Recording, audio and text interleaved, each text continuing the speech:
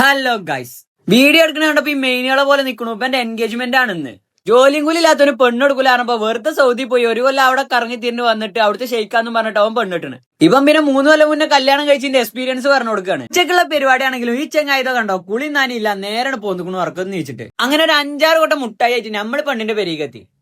ഇവന്റെ ഈ പേടിയും ചമ്മലൊക്കെ കണ്ടാക്കരുത് ഓൻ ആദ്യമായിട്ട് പെണ്ണിനെ കാണുന്നത്. പക്ഷെ അങ്ങനെയല്ല, ഈ ഒരു സിമ്പിൾ ലുക്കിൽ നിൽക്കണാണ് അവന്റെ പ്രൊഡ്യൂസർ.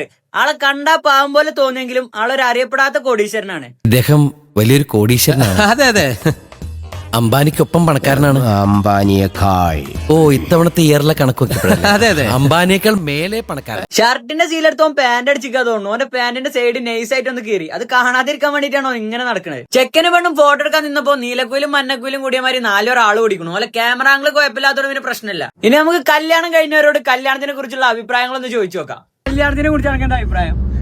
സൈലൂലെ കുട്ടി നല്ല കുട്ടിയാണ്. എനിക്ക് എവിടുന്നേലും ഒരു കുട്ടി ഉണ്ടെങ്കിൽ നല്ല അഭിപ്രായം.